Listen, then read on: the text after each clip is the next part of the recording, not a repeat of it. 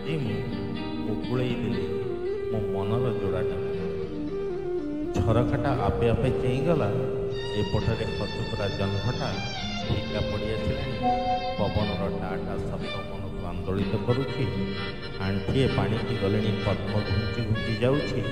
ବାପା କହୁଛି, କାହିଁକି ମୁଁ ଗପ କହିବି, ମୁଁ ତୋ ବୋଉର କ'ଣ ଅତୀତ ବର୍ତ୍ତମାନର ପୃଷ୍ଠପଟ। ଶୈଶବର ଅନେକ ସ୍ୱପ୍ନ ଭାବି ଭାବି ଅପର୍ତ୍ତି ଆଗେଇ ଗଲା। ଗୁରେଇର ସ୍ୱପ୍ନ ମଧ୍ୟ ଅଧିକ ଥିଲା। ଧୁ ଧୁ ଖରାରେ ମୁଣ୍ଡ ମଥା ବୁଲି ଯାଉଥିଲା। ଜୀବନଟା କ'ଣ ଏତେ ଯନ୍ତ୍ରଣାସିକ୍ତ ଗୁରେଇ ଜାଣିନଥିଲା। ଅପର୍ତ୍ତି ଖାଲି ଭାବୁଥିଲା, ବନ ପୋଡ଼ିଗଲେ ସଭିଏ ଜାଣନ୍ତି ନୀରବରେ ପୋଡ଼େ ମନ। ମନ ପୋଡ଼ିଗଲେ ବର୍ତ୍ତମାନ ପ୍ରଶ୍ନ ଆସେ, କନ୍ଥେଟିକାର ଗୌତମର ନା ଦେବଦତ୍ତର? ଏମିତି କେତେ ପ୍ରଶ୍ନ ଅପର୍ତ୍ତିକୁ ଘାଣ୍ଟି ଚକଟି ପକାଉଥିଲା। ଚନ୍ଦ୍ରାସିକ୍ତ ରଜନୀରେ ପୂର୍ଣ୍ଣିମାର କୋମଳ ସ୍ପର୍ଶ ଅମାବାସ୍ୟା ଦେହରେ ଶିହରଣ ଆଣୁଥିଲା। ସେ ଭାବୁଥିଲା, ଜୀବନଟା କେତେ ନିଷ୍ଠୁର। ପୁଣି ଥରେ ଡ୍ରେସିଂ ଟେବୁଲ ପାଖେ ପୁନେଇ ଜହ୍ନର ରୂପାଥାଳିଆ ପରି ମୋହମଣ୍ଡଳ ଝଟିକି ଉଠୁଥିଲା। ଅମାବାସ୍ୟା ଭାବି ପାରୁନଥିଲା ପୁନେଇ ଚାନ୍ଦଟି ଏତେ ସୁନ୍ଦର। ପୂର୍ଣ୍ଣିମା ଅନ୍ୟର ଆଲୋକରେ ଏତେ ସୁନ୍ଦର, ଅନ୍ୟର ମଧୁରରେ ଏତେ ମଧୁର ଭାବି ପାରୁନଥିଲା ସେ। ଏପରି ଚିନ୍ତା କରି ନିଜକୁ ହଜାଇ ଦେଇଥିଲା ସେ। ଏମିତି ଅନେକ ଆଶା ଆକାଂକ୍ଷାରେ ନିଜର ସ୍ମୃତିକୁ ଅବଗାହନ କରୁଥିଲା। ସତରେ ଏ ମଣିଷ ଭଲ ଚାହେଁ, ମନ୍ଦ ଟିକେ ଚାହେଁ ନା?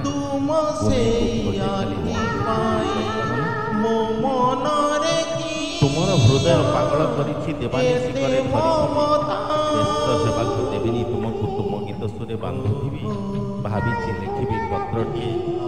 ଲେଖିଲେ କି ସେ ସତେ ପଢ଼ିବ କିଏ?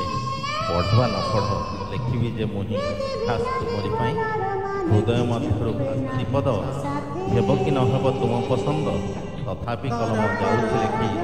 କାଗଜ ରହିଛି ତାହାର ସାକ୍ଷୀ। କବିର ଜୀବନେ କବିତା ସାଥୀ, କବିତା ତ ଏକା ଗାଏ ତ ଗୀତି। ସୁଖର ସୁଖୀ ସେ, ଦୁଃଖରେ ଦୁଃଖୀ, କିଏ ତା ସାକ୍ଷୀ?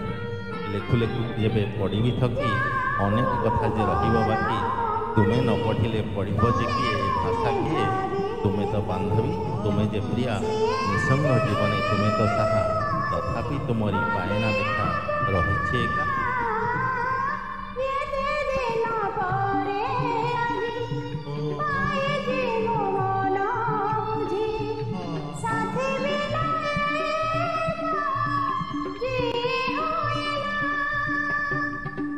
चुपी चुपी के ही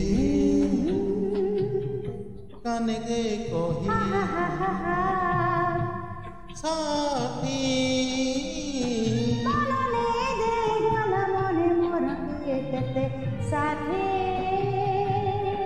तारा भरा जन्ह राती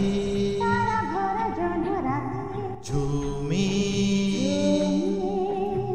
झूमी झूमी झूमी जाए बीती।